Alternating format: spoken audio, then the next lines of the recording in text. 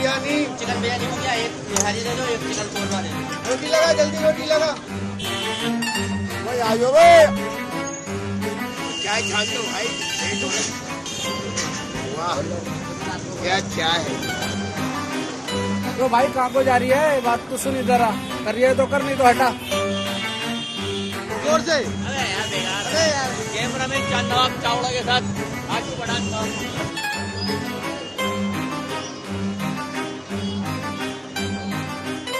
किसको लोगे भाई वोट? अबे जिसको दे भाई में सारा सब लोग ऐसे ही भाई में चुप हो जाए यार। भाई मेरी नजर में तो सारे ही चोर हैं।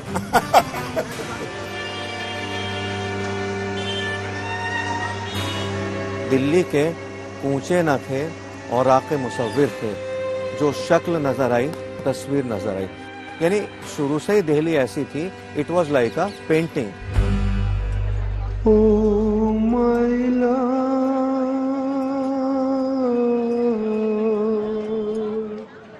खूबसूरती जो है वो प्यार मोहब्बत से बढ़ती है। माशाल्लाह, सुभान अल्लाह, वल्हम्दुलिल्लाह, वला इलाहा इल्लल्लाह। पुरानी दिल्ली की आइन के अंदर सबसे ज्यादा कस्टमर हिंदू भाई हैं हमारे। नजर न लग जाए किसी की राहों में, छुपा के रख लूं आ तुझे निगाहों में, तू खो न जाए। आलम यह है कि नीचे कबाब बना रहा है और धुआं उठ के मेरे घर में आ रहा है। हिंदुस्तान का मुसलमान हिंदुओं के बगैर अधूरा है और हिंदुस्तान के हिंदू मुसलमान के बगैर अधूरे हैं, क्योंकि हमारी दोनों तहजीब एक ही है। आप चांदनी चौक में चलिए, शुरुआत करिए आप जैन मंदिर, फिर महाकाल मंदिर, फौरन गुरुद्वारा, उसके बाद सुनहरी मस्जिद और बीचों बीच चर्च। तो इससे बड़ा सेक्युलर स्ट्रीट कौन सी है? डेमोक्रेसी को सेलिब्रेट करने का सबसे अच्छा मौका चुनाव ही होता है। हम और आप एक ही हैं, पर ये जो नेता लोग हैं ना, ये नहीं होने देंगे। पब्लिक का भी तो पुल बनाओ दिलों के, जो मिले उनमें तो इतनी दरारें पैदा करती है, कभी भी बैठ जाता है पिलर। राजनीति तो अब हिंदू मुसलमान की ही रह गई। किरदार साहब असल में जो है ना वो खत्म है। ईमानदार तो कोई नहीं है, चमत्कार करके दिखाओ जो नमस्कार करने लगेंगे। मुसलमानों की बात को रखने वाले होने चाहिए लोग। नेता सब अपना पेट भरने वाले हैं। एक कल्चरल नेशनलिज्म का इशू है और उसको बेस बनाकर इमोशंस को यूज किया गया। तू खो न ये पुरानी दिल्ली की खासियत क्या है? इस पुरानी दिल्ली के अंदर हर चीज ही खास है। मिर्जा गालिब की हवेली से कुछ ही दूरी पर जामा मस्जिद के साए में बैठकर ये शख्स ये धुन बेवजह नहीं गुनगुना रहा। ये इसके दिल की आवाज है और ओ माई लव इसकी महबूबा यानी दिल्ली। हालांकि दिल्ली महबूबा तो कईयों की बनी, मगर कभी किसी की बीवी नहीं बन पाई। ये सच जानते हुए भी इसे डर है कि कहीं इसकी महबूबा यानी दिल्ली गुम न हो जाए। इसीलिए दिल्ली नाम की इस महबूबा के हर रास्ते को ये हमेशा हमेशा के लिए अपनी नजरों में बस कैद कर लेना चाहता है, अपनी बाहों में उसे छुपा लेना चाहता है।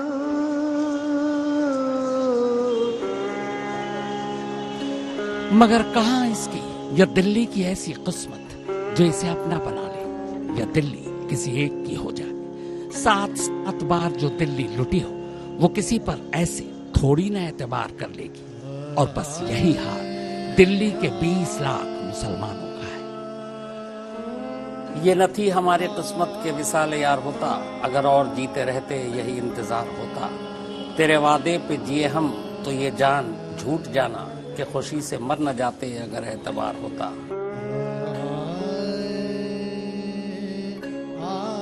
ठीक पुरानी दिल्ली की तंग और भूल भुलैया वाली गलियों की तरह ही दिल्ली का चुनाव भी अपने अंदर न जाने कितने ही रास्ते समेटे।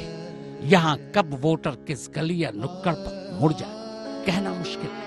खास तौर पर मुस्लिम वोटर तो जज्बात भरे कदमों को जब आगे बढ़ाता हुआ इन टेढ़ी मेढ़ी चुनावी गलियों को पार करना चाहता है तो उसके सामने बीते सारे चुनावी वादों की चट्टानें भूल भुलैया वाली इन संकरी गलियों के मुहाने पर आकर खड़ी हो जाती। इसके बावजूद जब वो इन चट्टानों को हटाकर इन गलियों से बाहर निकलना चाहता है तभी दंगों, दहशत, हिफाजत, रोजगार, कारोबार के खौफ की सुनामी उसे ऐसा घेरती है कि वो अपना वोट किसी ऐसे उम्मीदवार की झोली में डाल आता है जिसे पसंद भी नहीं करता। जानते हैं वो ऐसा क्यों करता है? सिर्फ इसलिए और इस सोच की वजह से कि वो उम्मीदवार किसी ऐसे उम्मीदवार को हरा सकता है जिसका डर उनके दिलो दिमाग में बिठा दिया गया है। दिल्ली तो हमेशा से बड़ी सख्त जान रही है। दिल्ली एक ऐसा शहर है, बड़ा झेला है इसने अपने ऊपर। जैसे माँ होती है ना, माँ हर तरह की तकलीफ को झेल के अपने बच्चों को पालती है। जैसे बाकी लोग होते हैं समाज में, वैसे ही यहाँ पर भी कई तबके हैं। अमीर है, गरीब है, मिडिल क्लास है, लोअर मिडिल क्लास है, और सबके अपने इश्यूज हैं। ये जब हम वोट करते हैं, खासकर इलाकाई इलेक्शन में, जैसे असेंबली के इलेक्शन में या म्यूनिसिपल कॉरपोरेशन में, तो हमारे जहन में बुनियादी इशू ही आता है।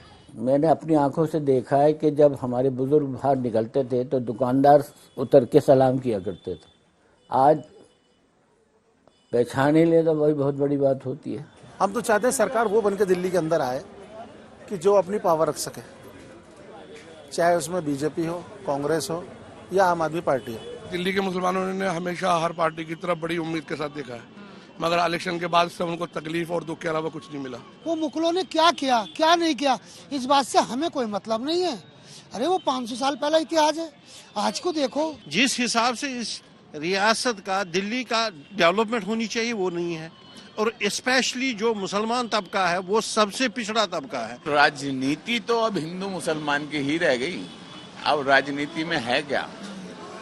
हिंदू मुस्लिम इनको बांट दो, बाकी वोट को काट दो। मुसलमानों की बात को रखने वाले होने चाहिए लोग। जो रिप्रेजेंटेटिव हैं वो अपनी बात को रखते हैं, अपने हेड की बात को रखते हैं, लेकिन मुसलमानों की बातों को आगे नहीं रखते। हिंदू मुस्लिम मंदिर मस्जिद करेंगे, गुरुद्वारा करेंगे, तो फिर फितना फसाद ये नेताओं की देन है। आवाम बहुत सीधी है हमारे यहाँ के।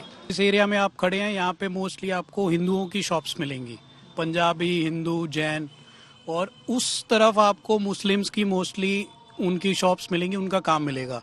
तो ये इस एरिया की खूबसूरती है। किस कदर देश में महंगाई बढ़ रही है, किस कदर देश में टैक्स बढ़ रहा है, किस कदर देश में बेरोजगारी बढ़ रही है, कोई उस पर तो बोल नहीं रहा है। सब उल्टे सीधे टॉपिकों पे ही लगे रहते हैं। नेता सब अपने पेट भरने वाले हैं बस। नेता लोग झूठ ज्यादा बोलते हैं। इंडिया में जो रह रहा है बढ़िया है, मुसलमान है, क्योंकि अपना इंडिया जो है जिंदाबाद है, जिंदाबाद था तो जिंदाबाद रहेगा। कुछ ऐसा हुआ है या कुछ भी नहीं हुआ है कि जिसने दिल्ली की पूरी 20 लाख मुस्लिम सोच को चुनाव के वक्त दिल्ली की सोच से अलग रखने का काम किया है। ऐसा नहीं कि दूसरे धर्मों और मजहब के वोटर ऐसा नहीं सोचते। जब उम्मीदवारों का चुनाव तक उनके मजहब, इलाके, जात पात को ध्यान में रख किया जाता हो तो ये बात तो साबित होती है कि दूसरे वोटर भी इसी तरह वोट देते होंगे। लेकिन ऐसा क्या है दिल्ली के मुस्लिम वोटरों के दिल और दिमाग में जो उसे आखिरकार अपने वोट को एक डर में समेट पेश करने के लिए मजबूर कर देता है? संसद भवन नया बना दो, पार्लियामेंट नया बना दो, रोड नया बना दो, पुल नया बना दो, लेकिन उसके बाद पब्लिक के भी तो पुल बनाओ दिलों के जो मिले, वो तो मिल नहीं रहा है। उनमें तो इतनी दरारें पैदा कर दी हैं, कभी भी बैठ जाते हैं पिलर। मैं अदर स्टेट जा रहा हूँ, मेरा टिफिन खोल के उसमें देख दिया जाए और उसे गाय के नाम पे मुझे मार दिया जाए, तो वहाँ जाके बड़ा दुख होता है। वही प्रधानमंत्री हमारे इतने बड़े ओहदे पर बैठे हैं, वो चाहे तो इस चीज को रोक सकते हैं। मैं और मेरे कुछ हिंदू मुस्लिम हैं, दोस्त हैं, आपस में सब बैठ रहे हैं। अगर वहाँ पे मान लो कोई हिंदू वाली बात आ गई कि वहाँ मस्जिद की खुदाई चल रही है या फिर किसी मसले पे कोई भी मॉब लिंचिंग हो गई, तो हमारे बीच में कहीं ना कहीं एक चीज रह जाती है, मतलब वो चीज नफरत पैदा करती है। मेरे 95% दोस्त नॉन मुस्लिम हैं, लेकिन कहीं ना कहीं मेरे ख्याल से उनके दिल में कुछ ना कुछ हो जाता है। जब मैं आपके लिए 10 बातें बोलूंगा न्यूज़ चैनल पे, पब्लिक पे, तो एक ना एक दिल में मेरे रह जाएगी कि हाँ हो सकता है कि ये सही है गलत हो, लेकिन ऐसा नहीं होना चाहिए। अब कुछ दिनों से ये है, ये हिंदू मुस्लिम होने लगा है। पहले कहा था, आप बताइए, पहले नहीं था। धाकड़ नेता होगा तो धाकड़ काम होगा, बुजदिल होगा तो क्या करेगा। हिंदू मुस्लिम चुनाव तो होना ही नहीं चाहिए, अच्छे आदमी को चुनना चाहिए। आने वाली नस्लों पर भी असर होगा इसका। हिंदू मुस्लिम डेफिनेटली कुछ हलकों में असर करता है, कुछ इमोशनल इश्यूज पे लोग वोट करते हैं। किरदार साजी असल में जो है ना वो खत्म हो गई। कैरेक्टर, कौम का कैरेक्टर बदल गया। ताहिर साहब सारी चीज़ें कैरेक्टर से होती है। हिंदू में भी कैरेक्टर था, मुसलमान में कैरेक्टर था, सिखों में कैरेक्टर था, पूरे मुल्क में कैरेक्टर था। दिल्ली के अंदर ही हजारों मस्जिदें हैं। जब हम सिजदे में जाते हैं तो वो मिट्टी भारत माता की होती है, ठीक है। तो भारत माता को हम सैल्यूट करते हैं उसी तरह से जैसे हम अल्लाह के आगे झुकते हैं।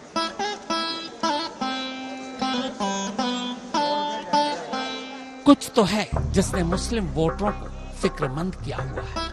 क्या इसके जिम्मेदार मुस्लिम रहनुमा हैं जो उनके लिए वादों का चांद तारों से सजा आसमान जमीन पर लाते हैं, लेकिन हकीकत में उनकी जिंदगी को काली अंधेरी स्याह रातों का भटकाव देते हैं। या फिर वो नेता जो उसे सेकुलरिज्म का सब्ज बाग दिखाकर जब जीत का हार पहनाते हैं तो सिर्फ अपना ही भला करने में लग जाते हैं। मुसलमानों को देते हैं तो वादों के नाम पर कुछ उर्दू स्कूल, आधी पक्की नौकरी वाले उर्दू टीचर, कब्रिस्तान की दीवार या जमीन और दंगों में हिफाजत का शिकवा। सवाल इनके गलत भी नहीं है। तो मानने का भाई है, अपनी तो चलावे हैं। ये तो बहरे गूंगे हैं पब्लिक की तरफ से, तो अपनी जरूरत पड़ेगी तो भगियाएंगे और हमारी जरूरत हो तो हाथ भी नहीं आने का कोई। ये तो नेताओं के खेल है, समझे। चुनाव में हिंदू मुस्लिम नहीं करेंगे तो वोट कहाँ से मिलेगा उनको। इस तरह से तो इसी तरह से राजनीति हो रही है आजकल, हिंदू मुस्लिम की राजनीति चल रही है। हिंदुस्तान की हमारी आवाम जो बहुत ही सीधी है, ये लड़ना भिड़ना नहीं जानते, लेकिन कुछ ऐसे लोग हैं जो फुलझरिया छोड़ देते हैं, उसमें तनाव हो जाता है। स्टेट बहुत पावरफुल हो चुका है और जो कम्युनिटी रिलेशनशिप था हमारा, जिसमें हमारे आपस के लेन देन थे और ज़्यादा हम लोग आपस में ही अपने मसाइल सुलझा लेते थे, अब वो हर चीज़ स्टेट की तरफ शिफ्ट हो गया है और ये ग्लोबल है।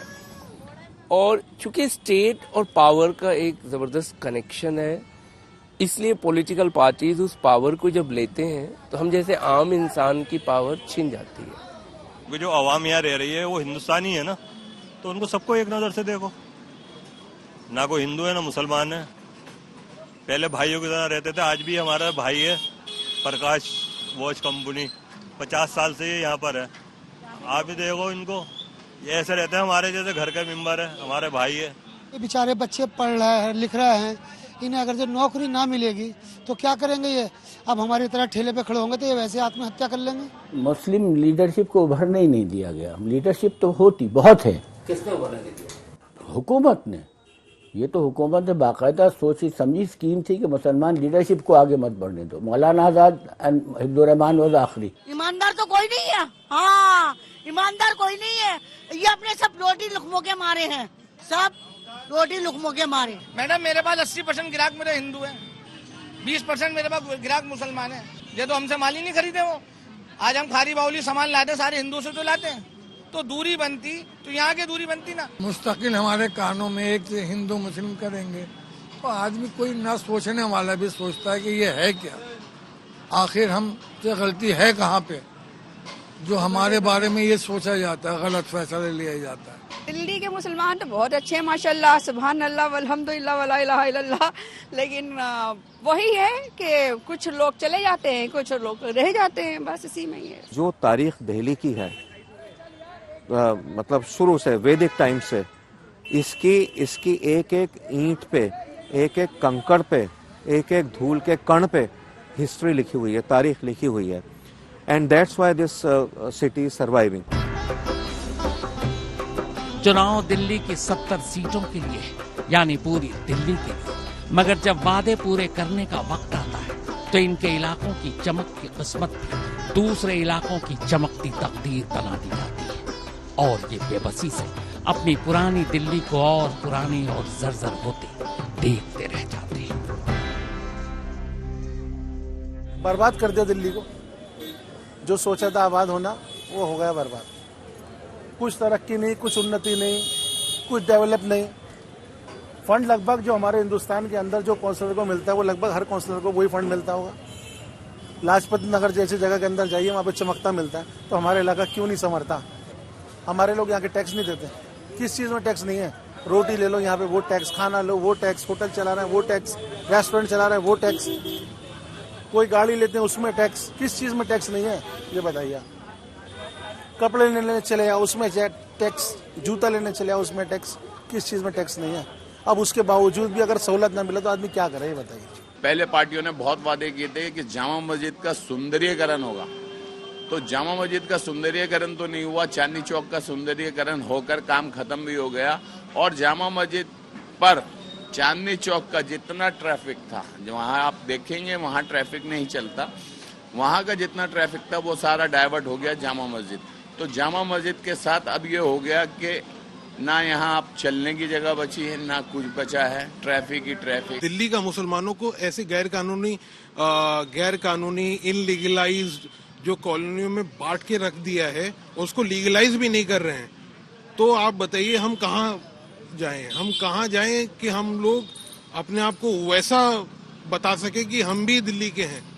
जब आपको दिल्ली की रखवाली करनी होती है, जब आपकी दिल्ली को आगे बढ़ाना होता है, तो आप एलजी पे इल्जाम लगा देते हो या सेंट्रल गवर्नमेंट पे इल्जाम लगा देते हो कि हमें ये लोग काम नहीं करने दे रहे, जबकि पूरी पावर है उनके पास। जो सब पे है ना, हिंदुओं पे भी हो, मुस्लिम पे भी हो, सब पे ही है जो दिल्ली में परेशानी, जैसे कि दिल्ली का पोल्यूशन हो गया, दिल्ली का ट्रैफिक हो गया है, और कच्ची सड़कें हो गई। ये सिर्फ मुसलमानों की परेशानी नहीं है, ये सबकी परेशानी है। रोजगार नहीं है लोगों के पास। अब देखो 350 रुपए में ये हाथों में ठेक पड़ रही है। 350 रुपए में काम करता हूँ मैं सुबह से शाम तक, अभी तक मंडा पड़ा हूँ। नेता जो है ना, कभी ये शलवार बदलते, कभी वो शलवार बदलते, कभी वो शलवार बदलते हैं, सब शलवारें बदलते रहते हैं। जैसे औरत शलवार बदलती है ना, ऐसे वो पार्टियां बदलते हैं। एक मास्टर प्लान होना चाहिए, जो ये एरिया है एक मास्टर प्लान बनना चाहिए, ताकि यहाँ के मुसलमानों को वो चीज दे सके। या मुसलमान, यहाँ तो हिंदू भी 30-40% रह रहे हैं, वो भी तो उनकी भी सांस दम घुट रहा है। यहाँ बहुत सारे वादे पॉलिटिकल पार्टीज करते हैं, कुछ पूरे होते हैं, कुछ नहीं होते हैं। और चूंकि पुरानी दिल्ली में जहाँ मैं रहता हूँ, बुनियादी जो सहूलत है पानी का और सफाई का, इसके अलावा बहुत सारे कंजेस्टेड गलियाँ हैं, उसको कौन पार्टी वादा करती है सुधारने का, इस पे हमारी नज़र होती है। मैंने दिल्ली को जितना जल्दी चेंज होते हुए देखा है, मतलब एक कहते हैं ना पैराडाइम शिफ्ट अंग्रेजी में है, मेटामॉर्फोसिस। मतलब एक जगह जहां पर एक दूसरे का ख्याल और पूछा जाता था और तमीज़ और तहजीब बहुत होती थी, फिर एक टाइम मैं अब ऐसे देख रहा हूँ कि मैं अपने पड़ोस को नहीं जानता कि कौन रह रहा है मेरे पास। दिले नादा तुझे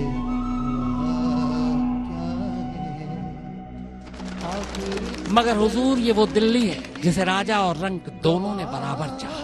1857 के गदर के बाद अंग्रेजों ने मुगलिया सल्तनत के आखिरी बादशाह बहादुर शाह जफर को आज के म्यांमार और उस वक्त के रंगून भेज दिया था। वहीं दम तोड़ने से पहले जफर ने इसी दिल्ली को देखे बिना मरने के गम में लिखा था, लगता नहीं है जी मेरा उजड़े दयार में, किसकी बनी है आलमे नापाए तार में। बुलबुल को पासबां से न सैयद से है गिला, किस्मत में कैद लिखी थी फसले बहार में। उम्रे दराज मांग के लाए थे 4 दिन, 2 आरज़ू में कट गए 2 इंतजार में। दिन जिंदगी के खत्म हुए शाम हो गई, फैला के पांव सोएंगे कुंजे मजार में। कितना है बदनसीब सफर दफन के लिए, 2 गज ज़मीं भी ना मिली इस कुएं यार में।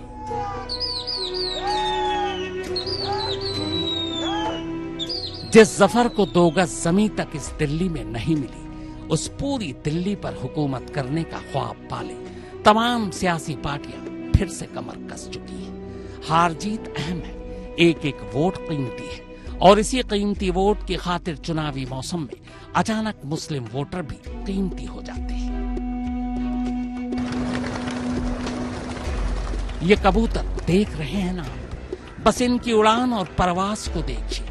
एक ही छत से एक साथ ही उड़ेंगे, और कमाल ये कि एक साथ ही वापस इसी छत पर भी लौटेंगे। क्या मजाल जो ये किसी दूसरे की छत पर उतर जाए। बस मुस्लिम वोटर भी ठीक ऐसे ही है।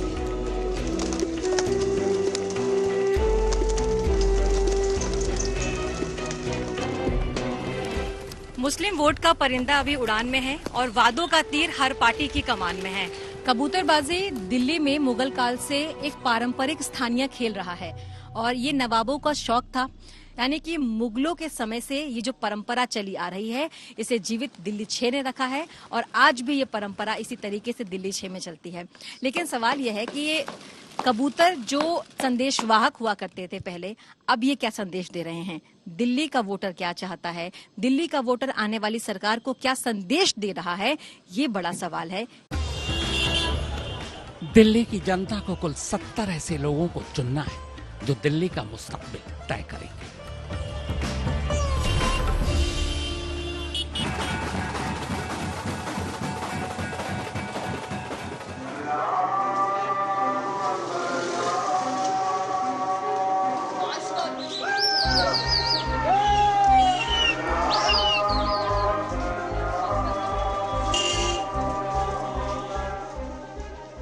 अब दिल्ली के इस चुनाव में मुस्लिम वोटरों की क्या अहमियत है, ये जानने के लिए आंकड़ों के इस आईने को बस देख लीजिए। सरकारी आंकड़े कहते हैं कि दिल्ली की आबादी इस वक्त 2 करोड़ से ज्यादा है। इनमें से मुस्लिम आबादी 30 लाख से थोड़ा ऊपर। ये 30 लाख आबादी दिल्ली की 70 में से कम 12 सीटों पर सीधे असर डालती है। इनमें से भी 6 सीटें तो ऐसी हैं जिनकी हार जीत का फैसला ही मुस्लिम वोटर से होता है। ये 6 सीटें हैं: सीलमपुर, मटिया महल, ओखला, बल्ली माराम, मुस्तफाबाद, बाबरपुर। 2020 के चुनाव में आम आदमी पार्टी ने ये सभी 6 सीटें जीती थी। इसके अलावा 6 और ऐसी सीटें हैं जहां जीत हार में मुस्लिम वोटर सबसे अहम हो जाते हैं। ये सीटें हैं सीमापुरी, चांदनी चौक, सदर बाजार, गांधीनगर, विकासपुरी, करावल नगर।